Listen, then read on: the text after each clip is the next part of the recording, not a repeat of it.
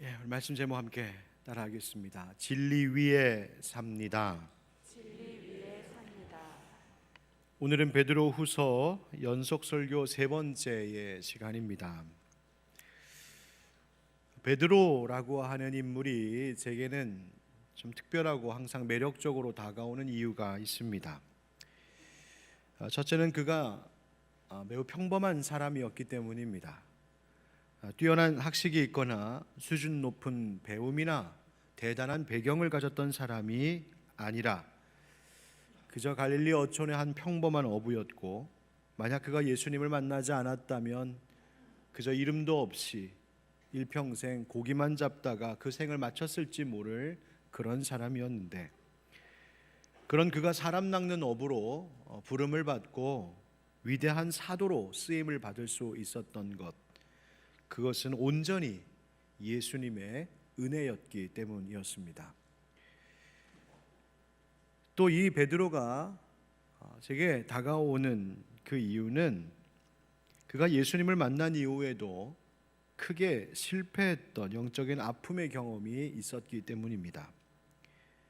그렇게 예수님께 사랑받았고 3년 동안 붙어 다니며 배우고 함께 생활했던 베드로, 그래서 예수님을 향한 믿음도 호언장담했던 그 사람이었는데, 그런 그가 예수님께서 붙잡히고 고난을 당하시고 십자가에 달려 돌아가실 때에는 예수님을 모른다 3번이나 부인하는 인생의 그 신앙의 큰 실패가 있었던 사람이었습니다. 그런 그를 다시 불러 회복시켜 주시고 또 내 양을 먹이라, 내 양을 치라 사명을 주신 것도 오직 예수님 은혜 때문이었습니다. 그렇게 너무나 평범한 사람뿐이었고 때로는 혈기를 부렸었고 심지어 신앙생활도 실패했었던 인생, 그래서 어쩌면 그 모습이 꼭 저의 모습 같기도 하고 또 우리들 같은 사람이라 저는 베드로를 늘 주목하게 되는 것 같습니다. 은혜 아니면 살아갈 수가 없네, 호흡마저도 다 주의 것이니 세상 평안과 위로 내게 없어도 예수, 오직 예수뿐이네. 만약 베드로가 이 찬양을 미리 알고 있었다면 그는 일평생 이 찬양 부르며 살다 가지 않았을까 싶습니다. 그처럼 베드로는 평생 잊을 수 없고 죽는 순간까지 반드시 전해야 했던 것, 그것은 바로 자신을 불러주시고 택하여 주신 예수님의 은혜였습니다. 그래서 지난 주일의 본문에 속하였던 10절 11절 말씀을 보면, 그러므로 형제들아 더욱 힘써 너희 부르심과 택하심을 굳게 하라. 너희가 이것을 행한즉 언제든지 실족하지 아니하리라. 이같이 하면 우리 주 곧 구주 예수 그리스도의 영원한 나라에 들어감을 넉넉히 너희에게 주시리라. 아멘. 믿는 자들이 더욱 힘써야 하는 것이 있답니다. 우리의 인생의 발걸음이 실족하지 않게 하기 위해서는 이것에 힘쓰라 하십니다. 그것이 바로 우리를 부르시고 택하신 그 은혜에 대하여 분명히 아는, 바로 그것을 굳게 하라는 것이었습니다. 우리 그리스도인들이 누구입니까? 나를 불러주시고 택하여 주신 주님의 은혜로 사는 사람들, 그러니 그 부르심과 택하심이 헛되이 되지 않도록 힘써 살아가야 될 의무가 모든 그리스도인들에게는 다 있다는 겁니다. 아유, 저는 아닌데요, 저는 필요 없는데요, 저는 해당되지 않는데요 라고 말할 수 있는 그리스도인이 누가 있겠습니까? 나의 나 된 것은 나 스스로 그렇게 된 것이 아닌 오직 예수 은혜 때문입니다. 그러니 당신의 그 부르심과 택하심이 헛되이 되지 않도록 내가 힘써 그것을 굳게 하며 살아가는 것, 그것이 마땅히 그리스도인의 삶입니다 라고 말해야 하는 것이 바로 우리 모든 그리스도인들입니다.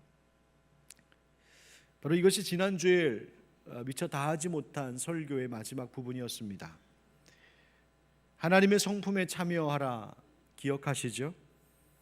예수님께서, 그 보배와 같은 예수님께서 우리에게 그 보배로운 예수 믿는 믿음을 주셨고, 믿음 위에 무엇을?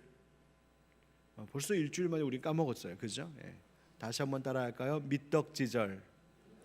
인경형사. 다시 기억나십니까? 한 100번 하면 안 까먹습니다. 미떡지절 인경형사. 믿음 위에 덕을, 덕 위에 지식을, 지식 위에 절제를, 절제 위에 인내를, 인내 위에 경건을, 경건 위에 형제 우애를, 형제 우애 그 위에 사랑을, 아가페 하나님 사랑. 바로 그것이 하나님의 성품을 닮아가는 기초들이라 했습니다. 그리고 그것은 분명 성령님께서 우리 안에 맺어가시는 열매입니다. 성령님이 그렇게 하실 것입니다. 그런데 성령님이 그렇게 하신다고 우리는 아무것도 안 하고 있어도 될까요? 성령님 알아서 하십시오, 난 모르겠습니다 하고 나 몰라라 해도 되는 겁니까? 그렇지 않습니다. 하나님의 성품을 닮아가는 이 일에 있어서 성령님의 도우심을 받아 우리도 감당해야 될 책임이 있으니 그것이 바로 이겁니다. 그분의 부르심과 택하심을 날마다 힘써 굳세게 하는 것, 그것을 잊지 않는 것, 그 기초를 든든히 하는 것, 그것을 견고히 하는 것, 바로 그것이 우리의 몫입니다. 요 며칠 전 우리 고양시 어느 한 아파트의 지하 주차장 기둥이 파손이 되어서 거기 사는 주민들이 너무 놀라고 정말 깜짝 놀라는 그런 안타까운 좀 일이 있었죠. 기둥이 기둥답게 든든하지 못했기 때문입니다.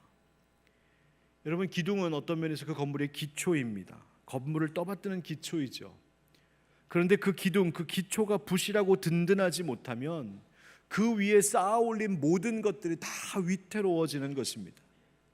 내가 아무리 열심히 교회 생활하고 봉사하고 내가 많은 것들로 대단한 집을 짓는 것 같이 보여도 나에게 있는 그 내 삶에 보이는 그 겉으로 보여지는 그 집, 그것이 아닌 그 밑에 있는 기초가 더 굳세지 않으면 어느 한순간 그 모든 것들은 다 무너져 내리는 것들입니다. 그렇다면 그 기초를 굳세게 한다는 것은 우리가 무엇을 붙들고 사는 것일까? 오늘 성경 베드로후서는 1장 1절부터 11절까지 그 편지의 서론입니다. 그리고 그 서론 첫 인사를 마친 후 이제 본론으로 오늘 본문인 12절부터 본론이 시작되는데, 이 본론이 다루고 있는 정말 베드로가 말하려고 하는 그 첫 번째 주제가 무엇인가 봤더니 바로 그것은 진리였습니다. 여러분, 진리라고 하는 것은 우리 영혼의 배, 우리 신앙의 배를 안전하게 붙잡아주는 닷과 같습니다. 배가 크면 클수록 큰 닷이 필요하겠죠. 제가 찾아봤어요. 궁금해서. 이 세상에 인류가 만든 배 중에 제일 큰 배는 뭘까? 찾아봤더니 Seawise Giant라고 하는 이름의 큰 배입니다. 여러분 보시는 저 배입니다. 얼마나 큰지 저 배의 길이가 앞에서부터 뒤까지 무려 458m입니다. 그러니까 저 앞에 있는 선장이 저기에 있는 가판원한테 이리 와 그러면 458m 뛰어와야 되는 어마어마한 거리의 길이의 배입니다. 그런데 저렇게 큰 배이다 보니까 닻은 얼마나 클까 보니 오른쪽에 있는 저 사람이 턱하니 올라가 앉아 있는 저 닻이 저기 배에 달려 있던 닻입니다. 그러니까 지금은 저 배를 다 해체해서 박물관에 보관하고 있다고 하는데, 저 홍콩의 한 박물관에 있답니다. 저기 안에 들어갈 수도 없어서 밖에다가 전시해 놓은 무려 36톤짜리입니다. 여러분 보십시오. 큰 배를 지켜내려면 그만큼 큰 닻이 반드시 필요한 것처럼 우리의 인생의 배도 든든히 항해하고 또 든든히 정박되어 있으려면 그만큼 확실하고 견고한 닻이 필요한 것인데, 그렇게 우리를 붙잡아주고 있는 것이 뭐냐? 바로 그 변치 않는 진리, 확실한 진리가 내 안에 든든히 하고 있을수록 우리 인생의 배는 안전한 것입니다. 여러분, 우리 인생이 어쩌면 출렁이는 풍랑이는 바다 한복판을 항해하는 배와 같이 흔들릴 때가 참 많습니다. 세상은 급변하고요, 나날이 이렇게 부딪혀오는 현실적인 문제들 앞에서 내 인생을 정말 안전하게 지켜줄 수 있는 것은 무엇일까 불안해하고 염려하며 살아가는 사람들이 이 세상에는 너무나 많습니다. 물질이, 돈이 있으면 내 인생이 좀 안전하고 든든할까? 그 물질 위에 살아가려고 집을 지어 갑니다. 세상의 온갖 힘과 권세, 명예 이런 것 있으면 그 위에 든든하게 집을 세울 수 있을까 싶어서 그렇게 아등바등 애쓰면서 그렇게 힘을 차지하려고 합니다. 높은 자리에 있으면 그 지위가 나를 안전하게 할까? 더 많은 것을 소유하면 내가 안전할까? 그런 것들을 기초 삼아서 자꾸 내 인생 집 세우려고 합니다. 그런데 성경은 그 모든 것들이 허무한 것들이라고 가르칩니다. 여러분, 오늘 말씀에 보면 베드로가 자기가 죽을 날이 얼마 남지 않았던 것을 알고 있었던 모양입니다. 14절 말씀에 보면 우리 주 예수 그리스도께서 내게 지시하신 것 같이 나도 나의 장막을 벗어날 것이 임박한 줄 알미라. 아마도 예수님께서 베드로에게 어떤 특별한 방법을 통하여 그도 곧 이제 순교하여 주님의 부름을 받을 것을 알게 하셨던 모양입니다. 여러분, 한번 상상해 보십시오. 어느 날 여러분 기도하는데, 밤에 기도하고 있는데 예수님께서 여러분 앞에 나타나셔서 그래, 참 수고 많았다, 이제 너 곧 내가 부를 테니까 준비하고 있으라. 그럼 여러분 어떻게 하실래요? 뭘 이렇게 일찍, 아니 벌써 저를요? 여러분 혹시 그러실 분 계십니까? 아마 내가 이제 죽을 날이 얼마 남지 않았다 싶으면 근심하고 염려하고 어쩌면 뭘 할까 많은 생각들이 오고 가는 분들도 많이 있을 것 같습니다. 베드로는 어땠을까요? 그런데 놀랍게도 베드로는 자신이 이제 곧 하나님의 부르심을 받을 그 순교의 날이 얼마 남지 않은 임박하게 되었음을 알고 있으면서도 그 사도의 가슴 속에는 오로지 온통 교회 생각뿐이었습니다. 교회. 왜요? 자신이 이제 이 땅에서 육신의 장막을 벗고 하나님 나라 부름 받으면 자기 자신이야 그 하나님 나라에서 영생복락 안식 누리면서 평안함을 누리겠지만, 이제 자신이 떠나고 남겨질 그 교회와 믿음의 형제들, 그들은 어떻게 하는가? 이 고난과 핍박과 어려움이 여전히 있는 이 세상 속에 남겨질 교회를 생각하니 어찌해야 할지 모르겠는 것이죠. 그래서 그가 그들을 생각하면서 무엇을 할까? 그래, 이것이 옳은 일이겠구나, 내가 이 일에 끝까지 힘써야 하겠다 한 것이 있었습니다. 그것이 뭔지 아십니까? 그들에게 진리를 다시 일깨워 주는 일이었습니다. 그들의 기초를 다시 든든하게 하는 것이었습니다. 자기는 저들을 떠날 수밖에 없지만 자신은 떠나도 진리는 남아서 그들을 지켜줄 것을 그는 확실히 믿고 있었기 때문입니다. 그래서 그 진리, 그 기초를 굳세게 하는 것, 바로 그것이 오늘 본문을 통하여서도 우리에게 주시는 말씀입니다. 한번 따라해 보실까요? 오늘도 다시 진리로. 앞서 말씀드린 내용을 다시 한번 오늘 성경 그대로 들어보겠습니다. 그러므로 너희가 이것을 알고 이미 있는 진리에 서 있으나 내가 항상 너희에게 생각나게 하려 하노라. 내가 이 장막에 있을 동안에 너희를 일깨워 생각나게 함이 옳은 줄로 여기노니 이는 우리 주 예수 그리스도께서 내게 지시하신 것 같이 나도 나의 장막을 벗어날 것이 임박한 줄을 알미라. 내가 힘써 너희로 하여금 내가 떠난 후에라도 어느 때나 이런 것을 생각나게 하려 하노라. 아멘. 지금 베드로도 이미 말하고 있는 것처럼 이 편지를 처음 읽는 사람들은 이미 진리를 받아서 진리 위에 서 있는 사람들입니다. 즉 예수 그리스도 복음을 알고 듣고 이미 복음 위에 살아가고 있는 그리스도인들이라는 겁니다. 그런데 이 사도는 이미 그 그리스도의 복음, 이 진리를 알고 있는 자들일지라도 다시 그들에게 진리로 그들을 일깨우는 것이 옳은 일이요 중요하다고 여긴 것입니다. 왜 그랬을까요? 왜 또 아는 모든 것을 또 다시 가르쳐주고 또 말해주고 또 일깨워주는 것이 중요한 일이라고 여겼던 것일까요? 그것은 이 세상이 우리로 하여금 진리 안에 가만히 안전하게 머물러 있도록 내버려 두지 않기 때문입니다. 사탄은 지금도 세상의 온갖 문화와 도구들을 통하여서 우리를 어떻게 해서든 진리에서 떨어져 나가게, 진리에서 벗어나게 넘어뜨리려는 공격으로 우리를 지금도 호시탐탐 노리고 있기 때문입니다. 지금도 세상의 많은 것들이 우리 인생의 배에서 진리의 닻을 끊어내 버리려고 공격하려는 이 공격의 시도가 여전히 도사리고 있기 때문입니다. 여러분 어떻습니까? 여러분 진리의 말씀으로 기초를 든든히 하고 그 위에 살고 계십니까? 여러분 우리는 사실 진리의 말씀을 모르는 것이 아닙니다.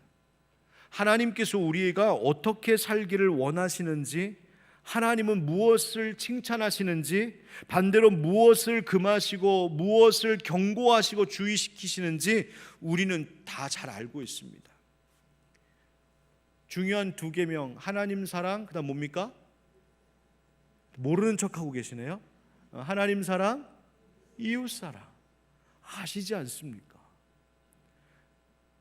항상 기뻐하라. 그거 봐요, 다 아시잖아요. 여러분 우리가 모르지 않습니다.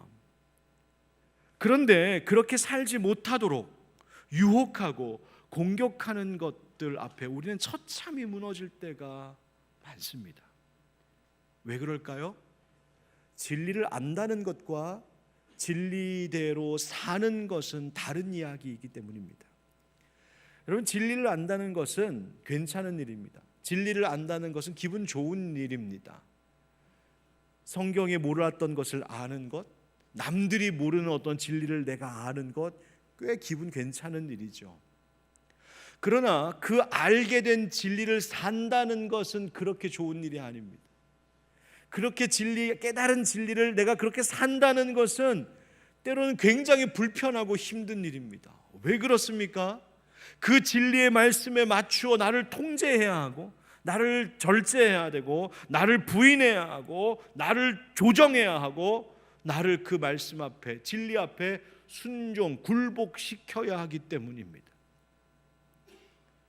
그러나 그것이 힘들다고 해서 그 진리대로 그렇게 살아내지 않는다면 나를 기분 좋게 알게 했던, 그렇게 깨달았던, 배웠던 그 진리가 내 인생 가운데 가져다 줄 그 진짜 좋은 것들은 사실 전혀 누리지 못하고 살아가는 것입니다. 그래서 주님께서는 오늘 말씀 통하여 우리를 다시 그 진리 가운데로 불러 초대하고 계십니다. 네가 진리의 말씀을 많이 배웠느냐, 아느냐, 그것에 자만하지 말라는 것입니다. 너 그렇게 살고 있느냐, 그 위에 너의 인생의 집을 세우고 있느냐 묻고 계십니다. 고린도전서 10장 12절 말씀에 선줄로 생각하는 자는 넘어질까 조심하라.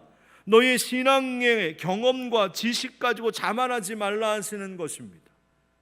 에베소서 6장에서도 하나님의 전신갑주를 입고 악한 마귀와 싸워 이겨야 할 그리스도인들에게 말씀하시기를 그런즉 서서 진리로 너희 허리띠를 띠라고 말씀하시죠. 허리띠를 띠라는 것은 가장 힘의 그 중심이 되는 곳에 바로 진리가 자리 잡고 있어야 된다는 것입니다. 그러니 우리를 진리의 말씀으로 날마다 일깨우는 일이 그만큼 중요한 것이죠. 무슨 일을 하든지 모든 일마다 진리가 무엇일까? 하나님의 뜻이 무엇일까? 하나님 알게 하신 그 진리대로 살기로 결단하는 것이 우리에게 필요한 겁니다. 여러분, 진리가 우리를 자유케 할 뿐만 아니라 진리가 우리를 살게 합니다.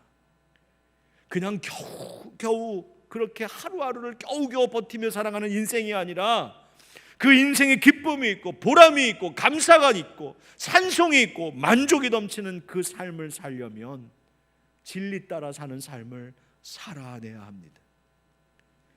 그러므로 여러분 부탁드립니다.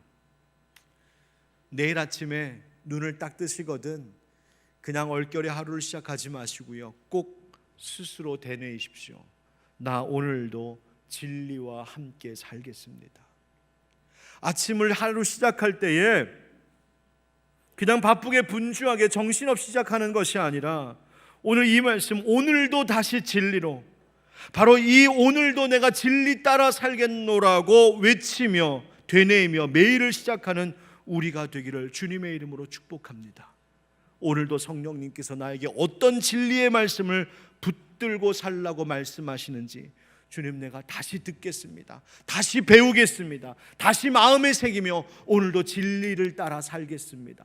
그렇게 늘 주님 앞에 진리로 살아가시는 여러분 되시기를 예수님의 이름으로 축원드립니다.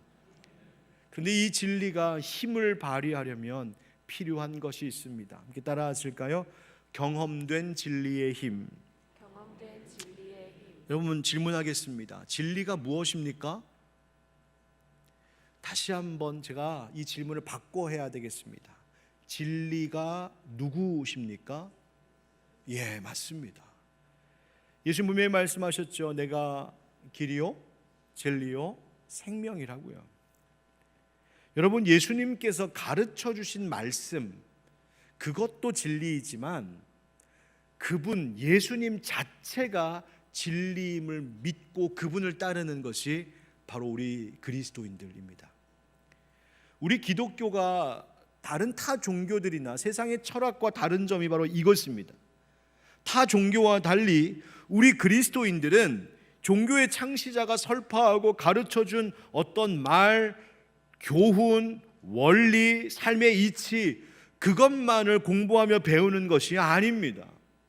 우리 그리스도인들은 진리 그 자체이신 예수님을 배우고 예수님을 만나고 예수님과 함께하는, 그리고 예수님을 따르는 신앙이 바로 기독교의 신앙입니다. 여러분, 세상의 그 어떤 종교도 그들이 믿는 신이 지금 나와 함께하고 계시고 내 안에 계시고 나는 그분과 연합하였다고 하는 종교는 없습니다. 오직 기독교만이, 오직 예수 그리스도를 믿는 우리 그리스도인들만이 내가 믿는 하나님이 지금 내 안에 계시고 우리 예수님이 지금 내 안에 계시다고 고백하는 유일한 종교입니다. 베드로가 그래서 바로 그 신앙의 체험을 간증하고 있죠. 바로 예수님께서 변화산에서 변모하신 그 영광스러운 모습을 직접적으로 목격하고 만난 그 체험을 증언하는데, 여러분, 그의 생생한 증언을 한번 들어보십시오.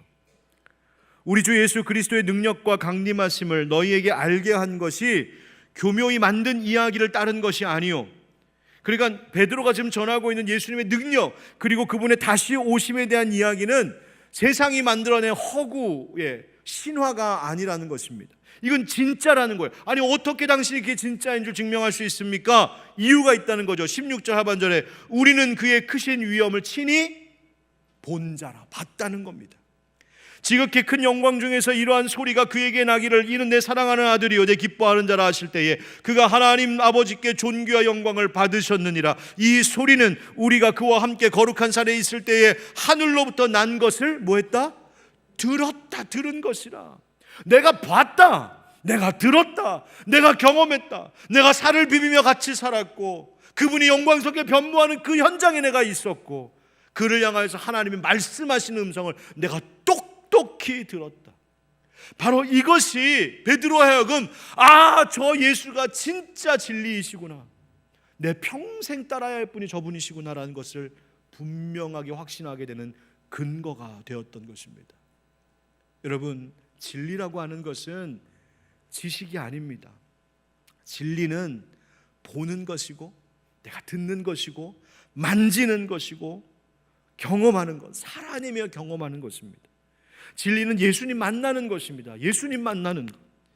사도로서 이 복음을 전하며 겪었던 많은 고난과 위기 속에서도 이 베드로가 흔들리지 않고 그 십자가에 거꾸로 매달려 죽기까지 그의 복음 전파의 길을 담대히 갈 수 있었던 것은 그가 똑똑히 보았고 그가 분명히 들었던 그 예수가 진리이심을 생생하게 만나고 체험했기 때문이었습니다. 여러분께도 묻고 싶습니다. 사실 너무 기초적인 질문인데 여러분 어떻게 대답하시는지 목사가 좀 알고 싶습니다. 여러분, 예수님 만나셨습니까? 여러분, 예수님 만나셨습니까? 만약 난 예수님 만난 적이 없는 것 같습니다 하시는 분들은 오늘 도대체 여기 왜 와 앉아 계신 것입니까? 우리의 예배가 무슨 의미가 있는 것입니까?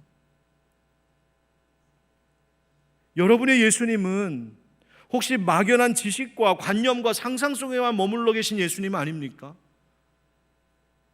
아니면 정말로 지금 예배하고 있는 우리의 가슴 속에, 이 예배하는 이 공간, 이 현장 속에, 내 일상 생활 속에 지금도 함께하고 계시고, 지금도 나에게 말씀하시고, 지금도 나를 인도하시는 예수님이심을 여러분 경험하며 살고 계십니까? 혹시 누군가 여러분의 지인 중에 한 분이 여러분에게 정말로 당신은 예수님을 만났습니까? 도대체 어떻게 만났습니까? 라고 물어보신다면 머리 극적거리면서 만난 것 같기도 하고, 여러분 그러시겠습니까? 아니면 물론이죠. 예수님 만났죠. 내가 예수님과 지금도 함께하고 있음을 내가 느끼는데요. 오늘 아침에도 예수님 내게 들려주시는 말씀 듣고 나왔는데요. 오늘 아침에도 예수님이 이 진리를 붙들고 살라고 하셔서 내가 오늘도 그것 가지고 살려고 애쓰고 있는데요. 나를 사랑하신 예수님, 나는 그 예수님 만난 사람이에요. 여러분 당당하게 담대하게 간증하실 준비가 되어 계십니까? 여러분 올 한 해 지나온 우리의 삶의 발걸음 가운데 예수님과 함께 걸어오신 그 흔적은 무엇입니까? 예수님과 함께 고난당한 그 예수의 흔적이 여러분의 삶 가운데 있으신지요? 예수님 때문에 나를 부인하고, 예수님 때문에 나를 희생하고, 예수님 때문에 나를 헌신하고, 그렇게 나는 예수님 때문에 이런 것은 버렸습니다, 난 예수님 때문에 이것을 붙들고 살았습니다 라고 하는 삶의 이야기가 존재하고 있습니까? 만약 그렇게 살지 못했다면 여러분 그냥 올해도 그냥 그렇게 지나가네, 난 잘 모르겠다 하고 그냥 넘어가시겠습니까? 올해를 그냥 이렇게 예수님 만난 경험도 없이, 예수님과 함께한 흔적도 없이 그냥 2023년을 그냥 끝내려고 하십니까? 그렇다면 우리가 그리스도인으로서 주일날 나와서 예배하고 신앙생활 한다는 것이 도대체 무슨 의미가 있는 일입니까? 여러분 아직 기회가 있습니다. 올해도 그냥 그렇게 지나갔다고 포기하지 마시고, 여러분 다시 예수님 만나고 예수님과 동행하는 여러분 인생의 스토리를 남길 수 있기를 주의 이름으로 축복합니다. 어떻게 하면 될까요? 여러분 우선 예배에 전념하십시오. 주일에 교회 나올 때마다 그냥 의무감에 억지로 몸만 와 있지 마시고요, 정말 베드로가 경험했던 변화산, 그 변화산에 오르는 마음으로 그 기대와 간절함을 갖고 예배에 나오십시오.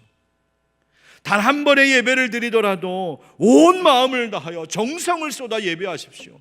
한 소절의 찬송을 부르라도 그 찬송의 한 구절이 하나님 내 가슴입니다, 내 마음입니다, 내 고백입니다, 여러분의 전부를 담아 찬양해 보십시오. 말씀 한마디를 들어도 하나님 내가 저 말씀 붙잡겠습니다, 저 말씀으로 내가 살겠습니다. 여러분의 삶을 바쳐 보십시오. 물질을 드리든 시간을 드리든 무엇을 드릴 때에도 그냥 의무감에 형식적으로 거치대로 하는 것이 아니라 하나님 여기에 나의 전부를 담았습니다, 내 눈물을 담았습니다, 나의 모든 것을 주님 앞에 겁니다 하는 마음으로 예배하십시오. 여러분 그런 예배 하나님이 찾고 계신 것이고, 그런 예배 가운데서 예수님은 반드시 우리를 만나 주실 줄 믿습니다. 그리고 기도하십시오. 하나님 약속하셨어요. 예레미야 29장 말씀에 너희가 내게 부르짖으며 내게 와서 기도하면 내가 너희들의 기도를 들을 것이요 너희가 온 마음으로 나를 구하며 나를 찾을 것이요 나를 만나리라. 아멘. 여러분 하나님은요 시건치 아니하시는 분, 하나님은 거짓 약속하지 않으시는 분 아닙니까? 간절히 찾고 구하면 만날 것이라고 하셨습니다. 여러분 예배의 자리에 나오시고 기도의 자리에 나오시고 하나님께 마음을 다하여 기도하십시오. 우리에게 주어진 이 시간들을 헛되게 보내지 말아야 됩니다. 여러분 아무리 많은 수고를 하더라도 주님 없이 하는 수고는 헛수고됩니다. 그러나 성경 분명히 말합니다. 너희가 주 안에서 수고하면 결코 주 안에서 한 수고는 헛되지 않는다고. 주님과 함께하면, 그 진리이신 예수님 붙들고 살면, 그분 만난 인생이라면 인생의 고난도 시련도 의미가 있는 것이라고 성경 우리에게 말해주고 있어요. 사랑하는 성도 여러분, 올해가 다가기 전에 다시 한번 우리 예수님 뜨겁게 만나는 우리 모든 하늘빛의 성도들 되게 주의 이름으로 축복합니다. 그리고 그 예수님 때문에 내 삶을 드리는 삶의 흔적들을 올해의 역사 가운데도 남기시는 여러분들에게 다시 한번 주의 이름으로 축원드립니다. 어떻게 하면 그 예수님 더 만날 수 있을까요? 예수님 만날 수 있는 확실한 길이 여기 하나 있습니다. 한번 따라 하실까요? 진리를 옳게 푸는 법. 진리를 옳게 푸는 법. 베드로가 이런 자신의 체험을 간증하면서 영적인 체험도 참 중요하지만 이 모든 것들을 가능하게 하는, 그리고 이것이 진짜 진리의 체험인지를 확신할 수 있게 하는 근거가 있다 합니다. 최고의 권위죠. 바로 그것이 성경입니다. 우리 19절 한번 같이 읽어보실까요? 시작. 또 우리에게는 더 확실한 예언이 있어 어두운 데를 비추는 등불과 같으니 날이 새어 샛별이 너희 마음에 떠오르기까지 너희가 이것을 주의하는 것이 옳으니라. 아멘. 여기서 더 확실한 예언이라고 하는 것이 바로 성경, 기록된 하나님의 말씀을 이야기하는데, 이 성경이 마치 무엇과 같냐면 어두운 데를 비추는 등불과 같답니다. 등불과 같다고요.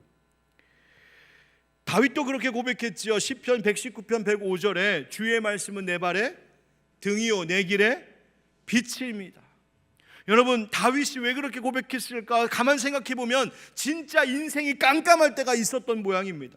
우리가 겪는 것처럼 다윗도 앞길이 막히고 사방팔방이 다 막혀서 이제는 끝이구나, 이는 여기서 죽겠구나 싶은 순간들이 있었나 봅니다. 그런데 그때마다 마치 한 줄기의 빛이 비추어 주시는 것처럼 하나님의 말씀이 자기에게 임할 때마다 그 말씀이 내 발에 등불이 되었고, 그 등불을 하나 한 걸음 한 걸음 따라가다 보니 다시 살게 되었느라고, 승리하게 되었느라고, 그러니 주의 말씀은 내 발의 등이요 내 길의 빛이라고 고백하는 것이죠. 베드로도 그것을 알았던 모양입니다. 하나님의 말씀이, 우리 예수님의 말씀이 내 인생을 비추는 빛이구나. 그런데 그 말씀대로 그 성경의 말씀을 사모하며 사는 것에는 중요한 것이 하나 있습니다. 우리 20절 21절도 같이 읽어봅시다. 시작. 먼저 알 것은 성경의 모든 예언은 사사로이 풀 것이 아니니 예언은 언제든지 사람의 뜻으로 낸 것이 아니요 오직 성령의 감동하심을 받은 사람들이 하나님께 받아 말한 것입니다. 아멘. 성경은 사사로이 풀 것이 아니랍니다. 경고하는 거예요. 사사로이 푼다는 말은 뭘 말하는 것이냐면, 성경 전체를 통하여 하나님께서 우리에게 들려주시는 그 통일된 메시지나 일관된 맥락과는 무관하게 그냥 자의적으로 내 임의대로 이 말씀을 마음대로 해석하려는 오류를 경고하시는 겁니다. 내 마음대로 성경 해석하는 겁니다. 내가 원하는 대로 골라 읽는 겁니다. 골라 듣는 겁니다. 여러분, 이단과 사이비들이 하는 짓이 바로 이것이죠. 그들은 그들이 가지고 있는 자기들의 교리나 어떤 그 주장으로 사람들을 설득시키기 위하여 성경을 이렇게 저렇게 편집하고 짜깁게 합니다. 그런데 생각해 보면 이단 사이비들만 그러는 것이 아니라 우리도 그런 잘못 저지르고 살 때가 있습니다. 어떻게? 여러분, 이단과 사이비들이 왜 그렇게 하는 것일까요? 도대체 무엇이 문제일까? 그 잘못된 것의 근본은 뭐냐면 성경보다 자기들이 더 위에 있다는 교만함 때문입니다. 성경보다 자기들이 더 위에 있어서 성경을 자기 마음대로 다루는 겁니다. 내가 해석하고 내가 판단하고 내가 이용하고요. 그러나 성경은 결코 그럴 수 있는 대상이 아닙니다. 분명 오늘 말씀 가운데 말씀하시는 것처럼 성경은 사람의 뜻으로 낸 것이 아니요 오직 누구의 감동하심을 받은? 성령의 감동하심을 받은 사람들이 하나님께 받은 것이라고 말하고 있습니다. 사람이 쓴 것 같지만 그냥 사람이 쓴 것이 아니라 하나님의 성령이 그들을 감동하여 성령께서 쓰신, 성령이 원저자이신 성경이라는 겁니다. 그러니 이 성경을 읽을 때 내 뜻대로 할 것이 아니라 성령께서 가르쳐 주시는 대로 해야 되는 것이죠. 여러분, 이것이 개신교가 가톨릭과 완전히 다른 차이점입니다. 우리는 성경이 교회의 최고의 권위로 여기는 사람들입니다. 그 말은 즉슨 이 성경 앞에서 모든 것 우리는 다 내려놓아야 된다는 것입니다. 이 성경 앞에서 인간이 자랑할 것이 없다는 말입니다. 이 성경 앞에서 지식도 경험도 신앙의 전통도 역사도 세상 신분도 지위도 성경 앞에서는 철저히 무릎 꿇고 굴복해야 될 것들임을 말하는 것입니다. 여러분, 그러니 그런 성경 인간의 지혜로만 풀 수 없죠. 성령의 감동하심으로 쓰인 것이니 성령의 도우심으로 성경을 읽어야 합니다. 목사가 설교를 준비하기 위해 성경을 읽고 묵상하고 연구하는 그 순간부터 강단에 올라와 말씀을 선포하고 여러분들이 듣는 그때까지 또 그 말씀을 들은 대로 결단하여 세상에 나아가 살아가는 모든 내용, 바로 성령께서 빛을 비추어 주시고 성령께서 내 안에 감동을 주실 때에 비로소 우리는 참 하나님의 진리의 말씀을 만날 수 있는 것입니다. 몇 주 전에 종교개혁 주일이 있었죠. 여러분, 루터가 95개조 반박문을 붙인 비텐베르크의 성당에 가보면 그 교회에 가보면 그 교회 안에 내부가 이런 모양입니다. 사진을 보여주세요. 설교단이 이렇습니다. 그 안에 들어가면 설교단이 되게 높이 있습니다. 한 저만큼 있는 거예요. 그래서 저기에는 설교자만, 설교할 때만 올라갈 수 있습니다. 계단으로 이렇게 올라갑니다. 그만큼 설교의 권위가 있음을 상징하는 것이었죠. 말씀의 권위. 그런데 그냥 설교 강단만 있는 것이 아니라 그 위에 무슨 꽃갈처럼 화려한 장식의 지붕이 있습니다. 아니 무슨 저희가 야외도 아닌데 왜 지붕이 필요할까? 의미가 있습니다. 저 위에 화려하게 장식된 저 지붕이 의미하는 바는 바로 성령께서 조명하심을 이야기하는 것입니다. 성경을 읽을 때도 설교를 할 때에도 인간이 하는 것 아닌 성령께서 빛을 비추어 주셔서 그 말씀이 해석되어야 되고 선포되어야 함을. 그런데 여러분, 가만히 생각해 보면 아무리 화려한 장식으로 저렇게 꾸며놓은들 저 지붕 아래에서 여전히 그냥 내 뜻대로 자의적으로 설교자가 성경을 해석하고 설교한다면 여러분, 저 화려한 장식이 무슨 소용이 있겠습니까? 우리의 신앙생활도 그렇습니다.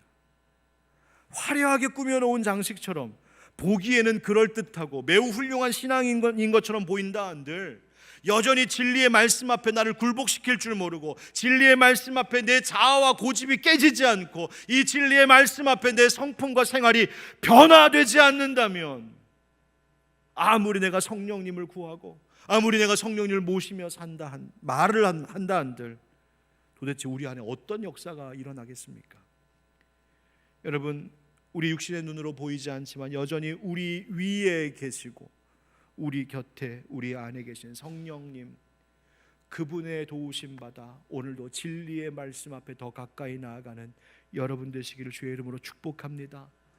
그래서 성경 읽을 때도, 기도할 때도, 예배할 때도, 가정생활, 직장생활, 혼자 있을 때에도 지금도 저 지붕처럼 내 위에서 빛을 비춰주고 계신, 내 안에서 인도하고 계신 그 성령님의 음성을 따라 살면 그 성령님께서 가리키시는 십자가의 우리 예수님을 반드시 만나게 될 줄 믿습니다. 그렇게 진리 위에 세워가는 여러분들의 삶, 그리고 우리 하늘빛 광성교회 되기를 예수님의 이름으로 축원드립니다. 여러분, 찬양 가운데 진리라고 하는 찬양이 있는데요. 한번 같이 이 찬양 부르면서 기도하겠습니다. 이 찬양의 가사를 좀 마음에 새기십시오. 그게 우리가 붙들어야 될 진리라고 말하는 겁니다.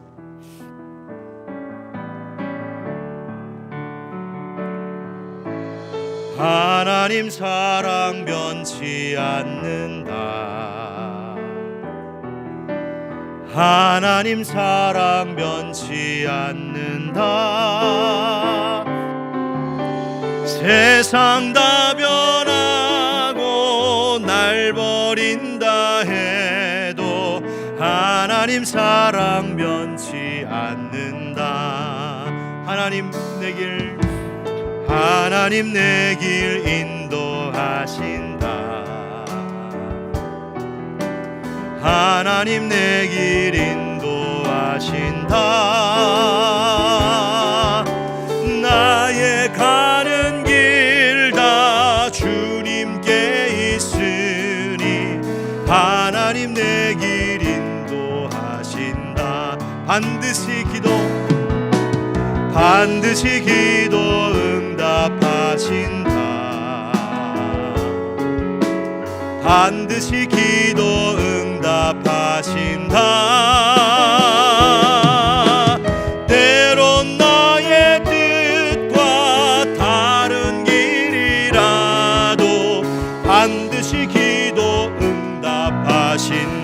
아멘. 하늘의 것을 구하면 산다. 하늘의 것을 구하면 산다. 세상 어떤 것에 소망 두지 말고 하늘의 것을 우리 마지막 절만 다시 한번 하늘의 것을 구하면 산다. 아멘. 하늘의 것을 구하면 산다. 세상 어떤 것에 소망 두지 말고 하늘의 것을 구하면 산다. 기도하겠습니다. 오늘도 우리에게 진리의 말씀을 들려주신 하나님 아버지, 무엇보다 그 참된 진리 자체이신 예수님을 우리로 만나게 하시고 그 예수 십자가의 은혜로 택함받고 부름받게 하심을 감사합니다. 주님, 그저 화려한 장식과 같은 겉모양뿐인 신앙생활에 우리가 착각하며 살지 않게 하여 주시옵시고, 과연 내 신앙의 기초에 그 예수 진리가 분명하게 자리 잡고 있는지, 나는 날마다 그 진리의 말씀으로 깨어 있는지, 나는 그 진리의 말씀대로 살고 있는지 우리 자신을 톡 돌아보게 하여 주시옵소서. 성령님 도우시사 진리의 말씀을 깨달아 알게 하시고 예수님 만나게 하시고, 남은 2023년도에 이 시간 헛되이 보내지 않고 하늘의 것을 구하며 예수님과 동행하는 삶의 흔적을 남길 수 있도록 주여 우리를 인도하여 주시옵소서. 하나님, 오늘 오후에 이제 임직 예식이 있습니다. 새롭게 세우시는 일꾼들 성령으로 기름 부으시사 하나님 귀 쓰시는 주의 종들이 되게 하여 주시옵시고, 이 교회가 그 든든한 기둥들로 인하여 더욱 부흥하며 성장케 하여 주옵소서.